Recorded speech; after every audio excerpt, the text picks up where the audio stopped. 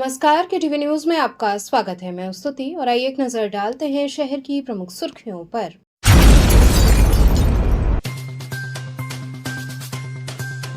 गंगा के बढ़ते जलस्तर से घाटों पर बढ़ा संकट, शीतला माता मंदिर में प्रवेश हुआ पानी।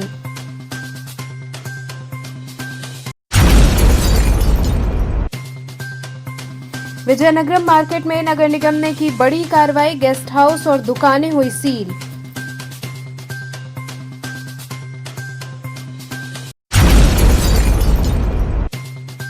पूर्व प्रधानमंत्री राजीव गांधी की जयंती पर कांग्रेस जनों ने दी श्रद्धांजलि।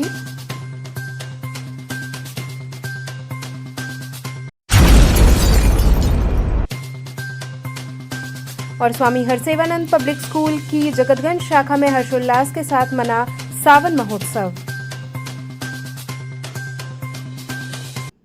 और अब खबरें विस्तार से।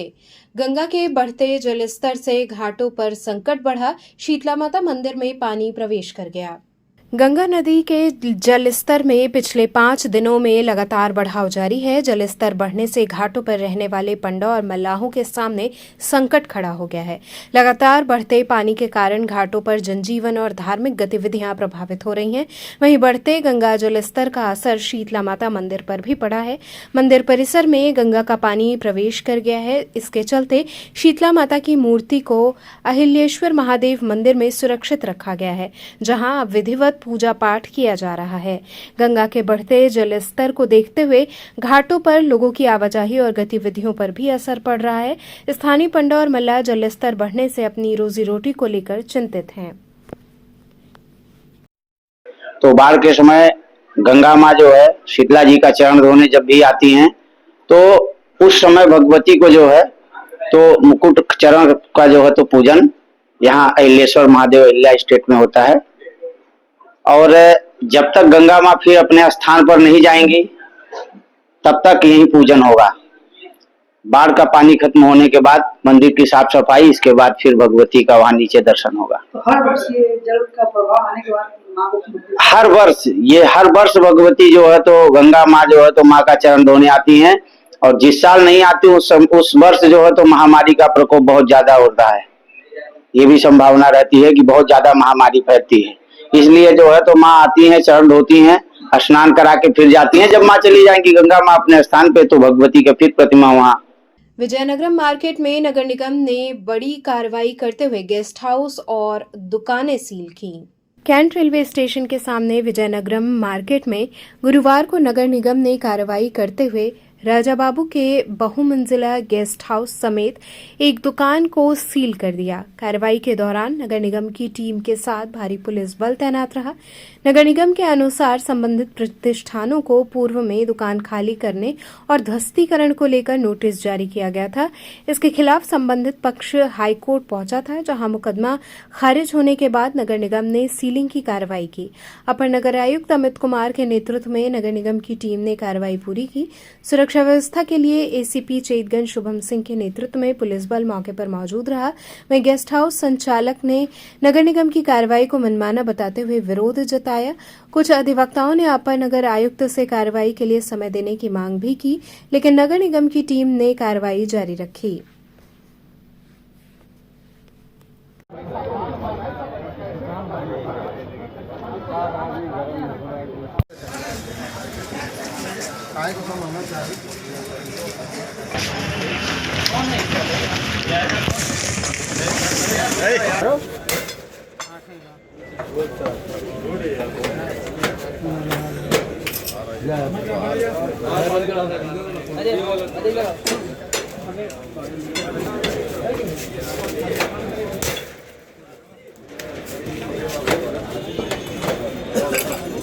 अरे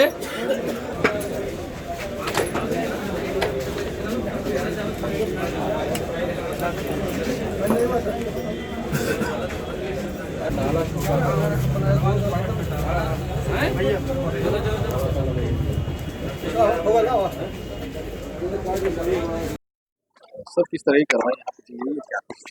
देखिए आज हाईकोर्ट के निर्देश पे जो है नगर निगम के द्वारा कुछ जो यहाँ पे होटल संचालित होते थे उन पे जो है तालाबंदी कार्रवाई की गई है पर्याप्त पुलिस बल की उपस्थिति में। कुल कितने होटल हैं इस तरह के? आज की कार्रवाई में 2 ऐसे होटल चिन्हित किए गए थे और उन पे ताला बंद करने की कार्रवाई की गई नगर निगम की तरफ से। नहीं, ये जो कार्रवाई की गई है हाई कोर्ट के आदेश अनुसार की गई है और माननीय जो प्रिंसिपल कमिश्नर हैं उनके आदेश पर हाई कोर्ट के आदेश पर ये कार्रवाई की गई। कार्रवाई की गई ये नगर निगम के किराएदारी जिसको दी गई थी उसके बाद इनके द्वारा बैनामा हाउस किराएदार से लिया गया और इनको नोटिस दिया गया था कि नियम विरुद्ध तरीके से आपने दुकान के ऊपर एक गेस्ट हाउस का संचालन कर रहे हैं जो नियमों के विपरीत है। तो इस नोटिस के संबंध में ये हाईकोर्ट गए थे, माननीय उच्च न्यायालय गए। माननीय उच्च न्यायालय ने निर्देश दिया कि इनके तथ्यावधान को निस्तारित किया जाए और उसके बाद कार्रवाई की जाए। तो तथ्यावधान का निस्तारण कर दिया गया है, उसी के क्रम में जो नियमोचित कार्रवाई है वही की जा रही है। कौन कौन सी दुकान सर है इसमें अभी कार्रवाई नहीं हुई? अभी एक दुकान नंबर 50 और दुकान नंबर 68 इन दोनों का माननीय उच्च न्यायालय द्वारा आदेश हुआ था, उसके क्रम में कार्रवाई की जाए। आगे किस तरह कार्रवाई की? आगे लगातार चलती रहेगी जो भी अवैध जितने भी इस तरह सीलिंग के बाद सर कार्रवाई क्या होगी? सीलिंग के अब आगे जो भी हमारे नगर आयुक्त साहब डिसीजन लेंगे उसके हिसाब से कार्रवाई। नगर निगम आयुक्त जो है जबरदस्ती पुलिस वालों को लेकर के घुस गए हमारे यहाँ, जबकि यहाँ पर पूरी कार्रवाई होने के बाद हाई कोर्ट का अभी आज सवेरे मैं उनके यहाँ रिसीव करवा करके आया हूँ, मगर ये किसी की कोई बात सुनने के लिए तैयार है नहीं। हमने कहा भैया 1 दिन 2 दिन का समय आप दे दीजिए, हम अपना सामान निकाल लें। अब अंदर कस्टमर है, उनका कौन कौन सा सामान है, लेडीज है, जेंट्स है और भी हमारे बहुत से सामान उसमें कई लाख रुपए के पड़े हुए हैं। नोटिस तो पहले से दी गई होगी आपको? जी, नोटिस तो दिया गया, नोटिस का जवाब उनको दिया जा चुका है जो कि हाई कोर्ट के फाइल में लगा हुआ है। अभी आज भी हमने जो है फाइल जो है इनके यहाँ रिसीव करवा करके आए हैं, मगर किसी की बातें नहीं सुन रहे हैं, एकदम जबरदस्ती पर उतारू हो गए हैं। क्या वजह है? क्या ये सही है या क्या लगता है? ये एकदम बिल्कुल अनथराइज है, बिल्कुल गलत है। ये पब्लिक के साथ बहुत बड़ा अत्याचार है, हमारे ही साथ नहीं, बनारस में बहुत लोगों के साथ ये कर चुके हैं और ये ठीक बात नहीं है। ये नगर निगम दुकान है, अपने गेस्ट हाउस खोला है, क्या कहना इस पर? ऐसा कि यहाँ पर गेस्ट हाउस खाली हम ही ने नहीं खोला, जो दुकानें यहाँ नहीं चल रही थी, इसलिए ऐसा व्यवस्था किया गया। और ये दुकान पहले का बना हुआ है, न कि हमने बनवाया है। हमने बस खाली रंग रोगन करके इसको साफ सुथरा किया है कि कम से कम 2 पैसा रोजी रोटी हमारी चले। अब हमारे बच्चे क्या खाएंगे? आत्मदाह के अलावा और कोई रास्ता नहीं है मेरे पास। और लोगों का तो गिरा दिया गया है मकान है, जो होटल है, आप ही का बचा हुआ है। एकदम बिल्कुल हड़का करके जबरदस्ती इन्होंने गिरवाया है। आप नगर निगम किराएदारी बिल्कुल किराया दी दिए है। ओम प्रकाश जी के उनके आदेशानुसार किराया मैं ही देता था, उसके बाद भी सुनवाई नहीं हो रही। उसके बाद भी सुनवाई नहीं हो रही है, जबकि किराया इन्होंने बंद कर दिया है। इनका क्या कहना है? वास्तविक स्थिति में लौटने के लिए बोला जा रहा है आपको? वास्तविक स्थिति में लौटने के लिए ये कुछ भी नहीं कह रहे हैं। कह रहे हैं कि मेरी जमीन है, तुम लोग सब लोग खाली कर दो, मैं इसको बनवाऊंगा, 6 महीने बाद आपको दूंगा। क्या ये 6 महीने बाद मिलता है? देंगे ही नहीं साहब, जब ये किसी की बातें नहीं सुनते हैं, अपने आगे किसी की चलने ही नहीं देते, कुत्तों की तरीके से बात करते हैं नगर निगम में जाओ तो। पूर्व प्रधानमंत्री राजीव गांधी की जयंती पर कांग्रेस जनों ने श्रद्धांजलि अर्पित की। पूर्व प्रधानमंत्री एवं भारत रत्न राजीव गांधी की जयंती पर गुरुवार को जिला एवं महानगर कांग्रेस कमेटी के संयुक्त तत्वावधान में मैदागिन चौराहा स्थित उनकी प्रतिमा पर माल्यार्पण कर श्रद्धांजलि अर्पित की गई। इस अवसर पर जयंती को सद्भावना दिवस के रूप में मनाते हुए कांग्रेस जनों ने उनके योगदान को याद किया। जिला कांग्रेस अध्यक्ष राजेश्वर सिंह पटेल ने कहा कि राजीव गांधी आधुनिक भारत के निर्माण के दूरदर्शी नेता थे। सूचना एवं संचार क्रांति, कंप्यूटर और आधुनिक तकनीक को बढ़ावा देने के साथ उन्होंने युवाओं की भागीदारी बढ़ाने के लिए महत्वपूर्ण पहल की। वहीं महानगर अध्यक्ष ने कहा कि राजीव गांधी ने भारत को आधुनिक और मजबूत राष्ट्र बनाने के लिए तकनीकी एवं वैज्ञानिक विकास को बढ़ावा दिया। पंचायती राज संस्थाओं को मजबूती देने में भी उनका योगदान महत्वपूर्ण रहा। उन्होंने कहा कि सामाजिक सौहार्द, भाईचारा और एकता को मजबूत करना ही राजीव गांधी के प्रति सच्ची श्रद्धांजलि है। कार्यक्रम के दौरान कांग्रेसजनों ने देश की एकता, अखंडता की रक्षा करने और आपसी प्रेम, भाईचारे एवं सद्भावना की भावना मजबूत करने का संकल्प लिया। इस दौरान राजीव गांधी अमर रहे के नारे भी लगाए गए। कार्यक्रम में फसाद हुसैन बाबू, सतनाम सिंह, गुलशन अली, सैयद हसन अंसारी, संतोष चौरसिया, प्रमोद वर्मा, अरविंद कुमार, रामकेश यादव सहित बड़ी संख्या में कांग्रेस नेता और कार्यकर्ता मौजूद रहे।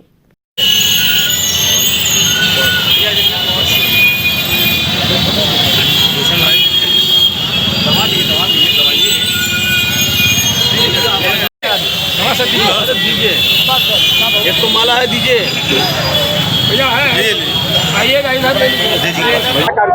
आज हमारे नेता माननीय स्वर्गीय राजीव गांधी जी की आज जयंती है। उस अवसर पर हम लोग मैदान जी का उनके प्रतिमा के समक्ष आकर के उनको मालार्पण कर पुष्पांजलि अर्पित कर श्रद्धा सुमन किया। स्वामी हरसेवानंद पब्लिक स्कूल की जगतगंज शाखा में हर्षोल्लास के साथ सावन महोत्सव मनाया गया। स्वामी हरसेवानंद पब्लिक स्कूल की जगतगंज शाखा में सावन महोत्सव का आयोजन हर्षोल्लास के साथ किया गया। कार्यक्रम का शुभारंभ विद्यालय के प्रबंधक बाबा प्रकाश ध्यानानंद ने दीप प्रज्वलित कर किया। इस अवसर पर प्रधानाचार्य रचना अग्रवाल ने उन्हें पुष्पगुच्छ भेंट कर सम्मानित किया। सावन की मनमोहक छटा और काशी की शिव भक्ति को बच्चों ने अपनी प्रस्तुतियों के माध्यम से जीवंत कर दिया। प्ले ग्रुप, एलकेजी और यूकेजी के नन्हे मुन्ने बच्चों ने हाथों में कांवर और तन पर केसरिया वस्त्र धारण कर आकर्षक नृत्य प्रस्तुत किया। इसके बाद कजरी गीत और झूला गीत की प्रस्तुतियों ने माहौल को लोक संस्कृति के रंग में सराबोर कर दिया। राधा कृष्ण की वेशभूषा में सजे बच्चों ने भी अपनी मनमोहक प्रस्तुतियों से दर्शकों की खूब तालियां बटोरी। वहीं बच्चों द्वारा प्रस्तुत कजरी नृत्य ने सावन की लोक परंपरा और संस्कृति की सुंदर झलक पेश की। कार्यक्रम में काशी के सावन और शिव भक्ति को दर्शाती विभिन्न झांकियां भी प्रस्तुत की गईं। कांवरियों के बोलबम के जयघोष और मंत्रोच्चार से विद्यालय परिसर शिवमय हो उठा। कार्यक्रम का समापन बच्चों की मनमोहक शिव तांडव नृत्य प्रस्तुति से हुआ। प्रधानाचार्य रचना अग्रवाल ने कहा कि ऐसे कार्यक्रमों के माध्यम से बच्चे प्रकृति, लोक संस्कृति और भारतीय परंपराओं से जुड़ते हैं तथा उसमें नई उमंग और उत्साह का संचार होता है। कार्यक्रम का संचालन विजय लक्ष्मी चौबे ने किया, जबकि धन्यवाद ज्ञापन उपासना त्रिपाठी ने किया।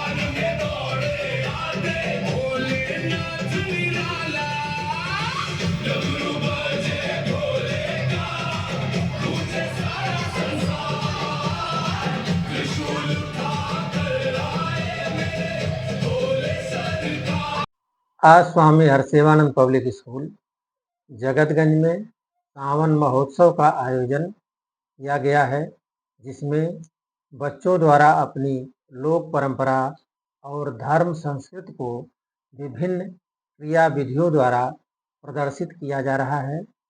बच्चों में अपनी ऋतु, जलवायु, स्थानीय परंपरा बोध जागृत करने वाले इस कार्यक्रम के आयोजन के लिए मैं सभी को बधाई देता हूँ। बीएचयू में एक भारत श्रेष्ठ भारत एवं कला उत्सव 2026 का भव्य शुभारंभ हुआ। केंद्रीय विद्यालय संगठन वाराणसी संभाग की ओर से आयोजित आंचलिक राष्ट्रीय एकता पर्व एक भारत श्रेष्ठ भारत एवं कला उत्सव 2026 का बीएचयू के पंडित ओमकार नाथ ठाकुर ऑडिटोरियम में शुभारंभ हुआ।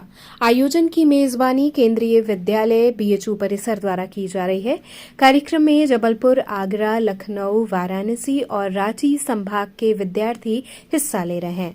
प्रतियोगिता में 31 अनुरक्षकों के साथ कुल 291 विद्यार्थी शामिल हुए, जिनमें 178 छात्र और 113 छात्राएं हैं।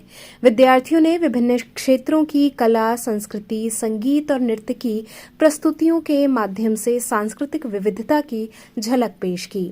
उद्घाटन समारोह में केंद्रीय विद्यालय संगठन की उपायुक्त डॉक्टर सुकृति रेवानी, बीएचयू के कुल सचिव डॉक्टर राजन श्रीवास्तव, कुलपति प्रोफेसर अजीत कुमार चतुर्वेदी सहित अन्य अधिकारी, शिक्षक और विद्यार्थी मौजूद रहे। कार्यक्रम की शुरुआत वंदे मातरम, दीप प्रज्वलन और सरस्वती वंदना से हुई। इसके बाद विद्यार्थियों ने रंगारंग सांस्कृतिक प्रस्तुतियां दी। विद्यालय के प्राचार्य अशोक कुमार सिंह ने अतिथियों का स्वागत किया। उपाचार्य आशुतोष पांडे और शैलेम कुमार ने आयोजन की व्यवस्थाओं में सहयोग किया। कार्यक्रम का उद्देश्य विद्यार्थियों में राष्ट्रीय एकता, सांस्कृतिक विविधता के प्रति सम्मान और भारतीय कला एवं परंपराओं के संरक्षण की भावना विकसित करना है।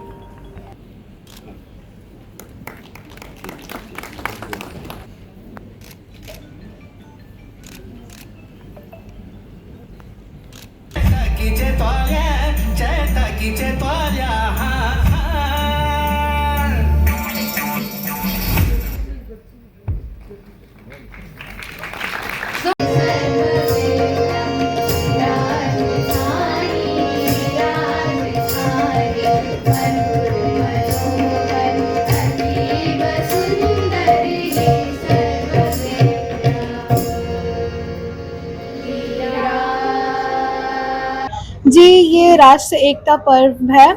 इसमें केवीबीएचयू के द्वारा इसे हेल्ड करवाया गया है। हम यहाँ पे इनॉग्रेशन के लिए आए थे, जजेस का वेलकम करने के लिए आए थे, उनका स्वागत करने के लिए आए थे। सरस्वती वंदना हमारा था, बस इतना ही। क्या कहेंगे इस तरह के कार्यक्रम से किस तरह की ज्ञान मिलते हैं? और हम लोगों की सेवा के लिए, लोगों के स्वागत के लिए और अपनी भक्ति दिखाने के लिए सरस्वती माता के सरस्वती माता की भक्ति के लिए हम गाना गा रहे थे। इसमें हमें ये ज्ञान मिलता है, हम अपने बड़ों का आदर कर रहे थे, हमें ये मिलता है इससे ज्ञान। जो कार्यक्रम हो रहा है एक भारत श्रेष्ठ भारत, तो यहाँ पर आपको अलग अलग जगहों के जो फोक डांस है, वहाँ की संस्कृति है, उसको देखने का मौका मिलेगा, तो उससे कुछ सीखने को भी मिलेगा आपको। जी, हमें सीखने को भी मिलेगा। हम दूसरे कल्चर्स को सीखेंगे, हमें दूसरे के कल्चर्स के बारे में पता चलेगा, हम अपने देश के कल्चर्स के बारे में और जानेंगे, उसे देखेंगे, उसे समझेंगे और अपने देश को और आगे बढ़ाएंगे। झूलेलाल मंदिर में चालिया महोत्सव की धूम रही, भजनों से मंदिर परिसर गूंज उठा। लक्सा स्थित झूलेलाल मंदिर में पूज्य झूलेलाल भक्त सेवा समिति की ओर से 40 दिवसीय चालिया महोत्सव हर्षोल्लास के साथ मनाया जा रहा है। महोत्सव के 35वें दिन उत्तर प्रदेश सरकार के राज्य मंत्री डॉक्टर दयाशंकर मिश्र मुख्य अतिथि रहे। सिंधी समाज के प्रमुख जयप्रकाश बलानी ने अंगवस्त्र एवं स्मृति चिन्ह देकर उनका स्वागत किया। कार्यक्रम की शुरुआत भगवान झूलेलाल और हिंगलाज माता की प्रतिमा के समक्ष दीप प्रज्वलन एवं पल्लव प्रार्थना से हुई। सिंधी समाज की महिलाओं ने भजनों की प्रस्तुति दी। इसके बाद भगवान झूलेलाल और भगवान विष्णु की भव्य आरती कर विश्व में सुख शांति की कामना की गई। अंत में भगवान को सिंधी व्यंजनों का भोग लगाकर श्रद्धालुओं में प्रसाद वितरण किया गया। कार्यक्रम में जेपी बलानी, सुरेश तुलसियान, अनिल शर्मा, रोहित बलानी, सतीश छाबड़ा इत्यादि लोग उपस्थित रहे।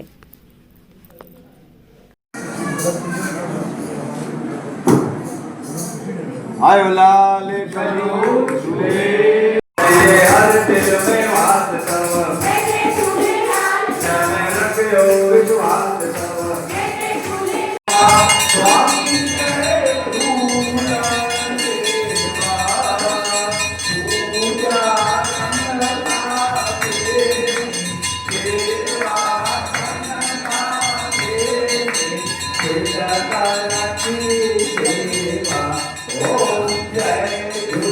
तेरे पूजा स्वस्थ रहे, दीर्घायु रहे, आनंदित रहे।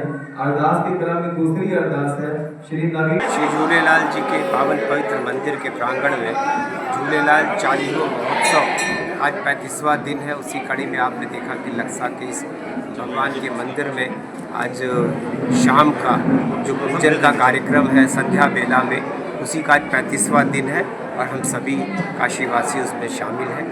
ईश्वर के चरणों में नमन किया, उनको हम लोगों ने उनकी पूजा अर्चना की। बीएचयू में 33 पेड़ों की कटाई के मामले में 2 करोड़ 65 लाख जुर्माने पर छात्रों ने ज्ञापन सौंपा। काशी हिंदू विश्वविद्यालय परिसर में 33 पेड़ों की कथित अवैध कटाई और एनजीटी द्वारा बरकरार रखे गए 2 करोड़ 65 लाख के जुर्माने के मामले में छात्र प्रतिनिधि मंडल ने विश्वविद्यालय प्रशासन को ज्ञापन सौंपा। छात्रों ने मांग की कि जुर्माने की राशि का भार छात्रों की फीस या विश्वविद्यालय के बजट पर न डाला जाए।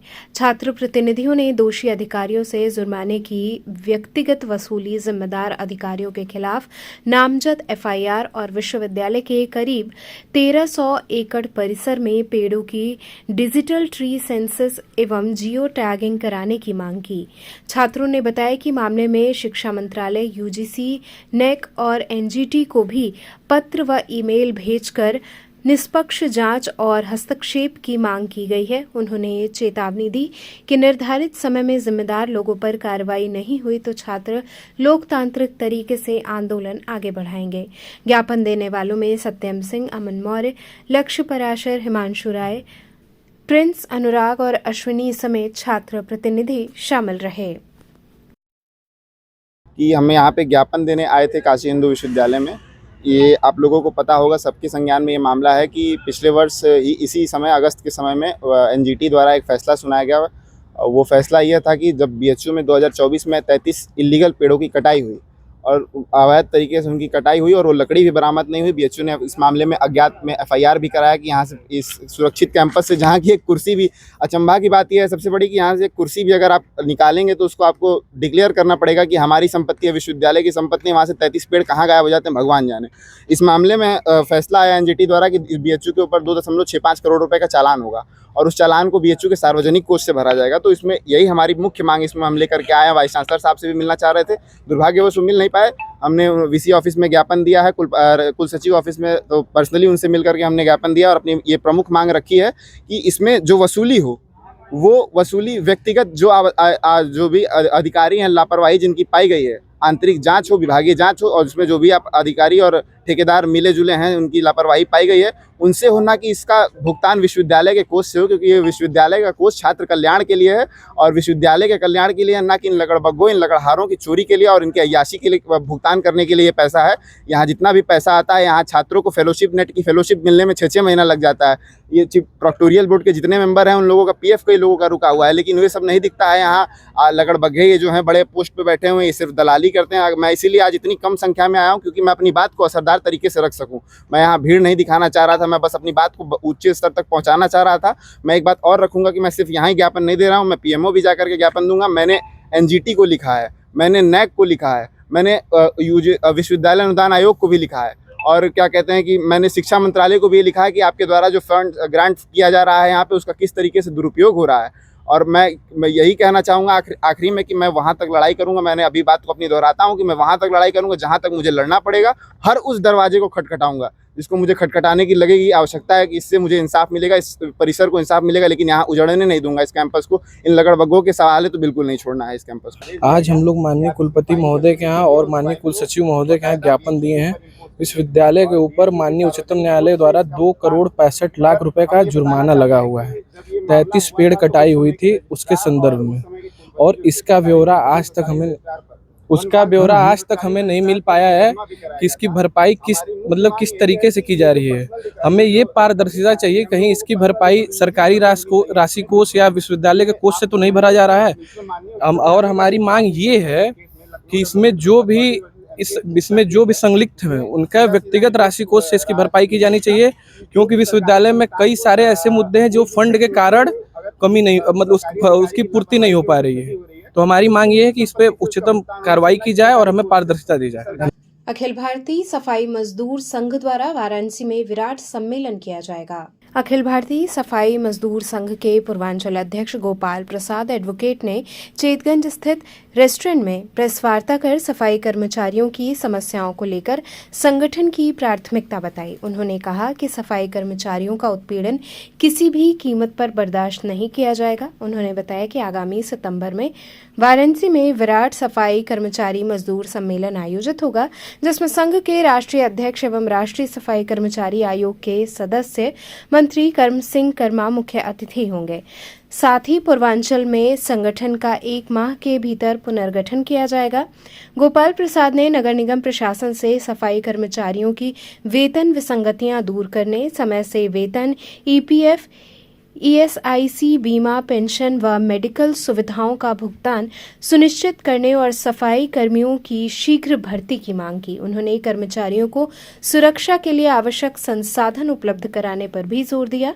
प्रेस वार्ता में जिला अध्यक्ष एडवोकेट धीरू कुमार, राजेश आजाद, राजकुमार, पवन कुमार, मनोज पाल सहित अन्य पदाधिकारी मौजूद रहे। आज चेतगंज स्थित सदाबहार रेस्टोरेंट में एक प्रेस वार्ता आयोजित किया गया, जिसमें अखिल भारतीय सफाई मजदूर संघ के राष्ट्रीय अध्यक्ष माननीय कर्म सिंह कर्मा, जो कि राष्ट्रीय सफाई कर्मचारी आयोग के सदस्य भी हैं, और माननीय राजपाल मैलोरिया जो इस संघ के संस्थापक हैं, सतवीर मकवाना जी जो कि संघ के प्रदेश अध्यक्ष उत्तर प्रदेश के, इन लोगों के दिशा निर्देश और आदेश का पालन करते हुए आज ये कॉन्फ्रेंस बुलाई गई है। वाराणसी नगर निगम सहित पूर्वांचल के अन्य जिलों में सफाई कर्मचारियों के साथ जो शोषण, उत्पीड़न, आर्थिक, शारीरिक, मानसिक जो हो रही है, उसके लिए हम लोग निरंतर संघर्षरत हैं। और वाराणसी नगर निगम में जो हमारे सफाई मजदूर हैं, उनका जो वेतन है, उनकी जो हाजिरी है, EPF है, ESI है, नियुक्ति लेटर है, ये जो सारी चीज़ें विभाग द्वारा देना चाहिए वो पूर्ण रूप से नहीं दिया गया, जिससे हमारा सफाई मजदूर बीमार पड़ता है, वो अपना इलाज नहीं करा पा रहा है, एक्सीडेंट हो जाती है, हाथ पैर टूट जाता है, अगर उनकी डेथ भी हो जाती है तो उनको किसी प्रकार का कोई सहयोग राशि नहीं दिया जाता है, जिससे हमारा कर्मचारी इस समय डरा सहमा हुआ है, काम करने में घबरा रहा है कि कुछ तो यहाँ मिलता जुलता नहीं है, और जो मिलता है उसमें भी सफाई खाद्य निरीक्षक जो हमारे हैं, जो उनके गुर्गे हैं, जो सेटिंग गेटिंग करके वसूली का काम करते हैं, वो आधा खा जाते हैं। तो ऐसी स्थिति में जो सफाई कर्मचारी हमारा, उनका निरंतर शोषण उत्पीड़न हो रहा है। उस शोषण उत्पीड़न से वो निजात पावें, हम यहाँ आपके माध्यम से जो समस्त सफाई खाद्य निरीक्षक हैं, हम अपील करते हैं कि ये जो अपने सफाई सैनिक, सफाई मित्र हैं, आप उनके साथ मानवता का व्यवहार करें, उनका सहयोग करें, उनका सैलरी बिना कारण कटौती न करें, उनके साथ मानव का व्यवहार करें। इस तरीके से हम चाहते हैं कि अगर सफाई खाद्य निरीक्षक और सफाई सुपरवाइज़र, अन्य अधिकारी अगर उनका सहयोग करते हैं, तो जो स्वच्छ भारत अभियान का जो नारा है, माननीय प्रधानमंत्री महोदय और माननीय मुख्यमंत्री योगी आदित्यनाथ जी का जो यह नारा है, जो सपना है, हम उन्हें साकार करने के लिए अपने संघ के माध्यम से पूरी तरीके से जोर लगाकर स्वच्छ भारत अभियान और बनारस को जो स्वच्छ बनाने का संकल्प माननीय सांसद महोदय, प्रधानमंत्री जी नरेंद्र मोदी जी ने जो लिया है, उसे पूरा करने का काम अखिल भारतीय सफाई मजदूर संघ करेगा। माननीय योगी जी का जो सपना है कि उत्तर प्रदेश जो है स्वच्छ रहे, साफ सुथरा रहे, अखिल भारतीय सफाई मजदूर संघ उनके भी सपनों को पूरा करने के लिए हैं तो क्या करेंगे? नहीं करते हैं तो हमारे राष्ट्रीय सफाई कर्मचारी आयोग के सदस्य और राष्ट्रीय अध्यक्ष जो हमारे अखिल भारतीय सफाई मजदूर संघ के हैं, उनका जो दिशा निर्देश है, जो आदेश है कि अगर कर्मचारियों के साथ ये दुर्व्यवहार कम नहीं करते हैं, अगर इस पे रोक नहीं लगाते हैं, जो भी हमारी मांगे हैं, तो हम इनकी सूची बनाकर उनको वहाँ पर भेजेंगे और वो अपने स्तर से मुख्यमंत्री महोदय और प्रधानमंत्री महोदय से मिलकर बात करके उसका निस्तारण करेंगे। जश्न ईद मिलादुन नबी पर हड़हा मैदान से जुलूस निकाला जाएगा। जश्न ईद मिलादुन नबी को लेकर मरकजी यौमुन नबी कमेटी ने मैदागिन स्थित प्रेस क्लब पराड़कर भवन में प्रेस वार्ता की। कमेटी के सदर हाजी सैयद शकील अहमद और सेक्रेटरी हाजी महमूद खान ने बताया कि 25 अगस्त की शाम बेनियाबाग के हड़हा मैदान में जश्न ईद मिलादुन नबी का जुलूस निकलेगा, जो विभिन्न मार्गों से होते हुए अमीन मंजिल बेनियाबाग पहुंचेगा। इसके बाद नातिया मुकाबला होगा, जिसमें बनारस समेत अन्य शहरों की अंजुमनें हिस्सा लेंगी। 26 अगस्त की शाम दालमंडी स्थित मंच से अंजुमनों को पुरस्कार वितरित किए जाएंगे। कमेटी ने प्रशासन से जुलूस से पहले साफ सफाई, सड़क मरम्मत, बिजली और दालमंडी में सीवर की समस्या दूर कराने के साथ यातायात व्यवस्था सुचारू रखने की मांग की। हाजी महमूद खान ने कहा कि आयोजन काशी की गंगा जमनी तहजीब और भाईचारे के संदेश को मजबूत करेगा। 25 तारीख को जश्न ईद मिलादुन्नबी सल्लल्लाहु अलैहि वसल्लम का प्रोसेसन है। 26 तारीख को उसका समापन होता है। उसी के सिलसिले में हमारे सेक्रेटरी और तमाम मजलिस इंतज़ामिया और मजलिस उमूमी के लोगों ने यहाँ इकट्ठा होकर प्रोग्राम बनाया है। लेकिन थोड़ी मायूसी है कि रास्ते ख़राब हैं। आमद तो सारे लोगों की होगी, क्योंकि ये ऐसा प्रोग्राम है जिसमें किसी को बुलाने की ज़रूरत नहीं पड़ेगी, सब लोग शामिल होंगे। मरकज़ पूरी तैयारी कर रही है। हम 25 तारीख को जुलूस निकालेंगे, रात भर प्रोग्राम चलेगा और 26 तारीख को जो अंजुमनें आएंगी उन्हें हम लोग पुरस्कार देते हैं, उन्हें अव्वल दोयम सेम का अवार्ड देते हैं। उसकी तमाम तैयारी हमारे मरकज़ की ज़िम्मेदार साथियों ने बना ली है। मैं चाहूँगा कि आपके ज़रिए इस शहर की तमाम गंगा जमनी तहजीब के तमाम लोगों को दावत दी जाए कि ये बहुत शानदार और बहुत खूबसूरत प्रोग्राम है। इस प्रोग्राम में शामिल हो और इस जश्न को और खूबसूरत चार चांद लगाने में मरकज़ का साथ दें। कहाँ से निकलेगा ये जुलूस, कहाँ तक जाएगा? ये बेनियाबाग का जो तिराहा है, जहाँ से शुरू से मरकज़ का जुलूस निकलता है, हड़ा का वो तिराहा कहलाता है, वहाँ से होता हुआ सराय हड़ा होता हुआ तमाम, चूँकि चौक का रास्ता आप देख चुके हैं, होते हुए सीधे नई सड़क जाता है। नई सड़क से वो घूमते हुए फिर बेनियाबाग की तरफ उस्ताद बिस्मिल्लाह खां मरहूम का जो रोड है, उनके घर के पहले मरकज़ का डाइस बनता है, वहीं अंजुमनें पहुंचती हैं। उसके बाद हज़रत की तकरीर होती है और जश्न का प्रोग्राम शुरू हो जाता है। क्या कहना चाहेंगे? कुछ दिक्कतें आ रही हैं? जो जिन दिक्कतों का हम सामना कर रहे हैं उससे हमारा शहर भी कर रहा है। वो चूँकि वो बहुत बड़ा पूर्वांचल की सबसे बड़ी मंडी भी थी, वहाँ पर हालात अच्छे नहीं हैं। लेकिन बताया हमारे साथियों ने, हमारे हाजी महमूद साहब, सेक्रेटरी साहब और तमाम साथी बता रहे हैं कि एडमिनिस्ट्रेशन ने सफाई शुरू कर दी है। हमें उम्मीद है कि 11 रबीउल के पहले रास्ते इतने बन जाएं जिससे अंजुमनों को आने जाने में दिक्कत कम हो। और ये प्रोग्राम चूँकि इंडिविजुअल न किसी दल का है, हमारे साथ भाजपा, सपा, कांग्रेस, तमाम मुख्तलिफ पार्टी के भी साथी हैं। ये जश्न ईद मिलादुन्नबी का प्रोग्राम है। मैं अपने इलेक्ट्रॉनिक मीडिया के साथियों से बनारस के अमन चैन में शामिल होने वाले तमाम लोगों से गुजारिश करते हैं कि रास्ते कितनों ख़राब हों, इससे कोई लेना देना नहीं है। इंशाअल्लाह प्रोग्राम बहुत शानदार होगा और हम सब मिलकर इस शहर को अमन चैन का एक बड़ा मैसेज देंगे, जिससे ये महसूस होगा कि हम सारे लोग एक हैं और हमारा शहर मिल्लत का शहर है, दोस्ती का शहर है, अखलास का शहर है। तो चलते चलते पुनः एक नजर डालते हैं शहर की प्रमुख सुर्खियों पर।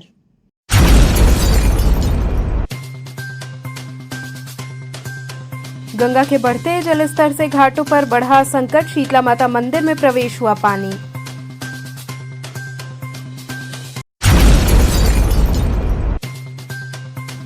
विजयनगरम मार्केट में नगर निगम ने की बड़ी कार्रवाई, गेस्ट हाउस और दुकानें हुई सील।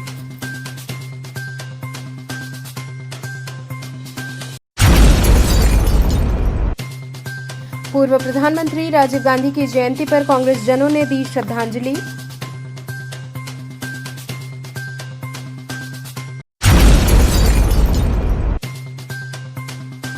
और स्वामी हरसेवानंद पब्लिक स्कूल की जगतगंज शाखा में हर्षोल्लास के साथ मना सावन महोत्सव। तो थे आज के समाचार, कल फिर होगी मुलाकात, तब तक के लिए नमस्कार।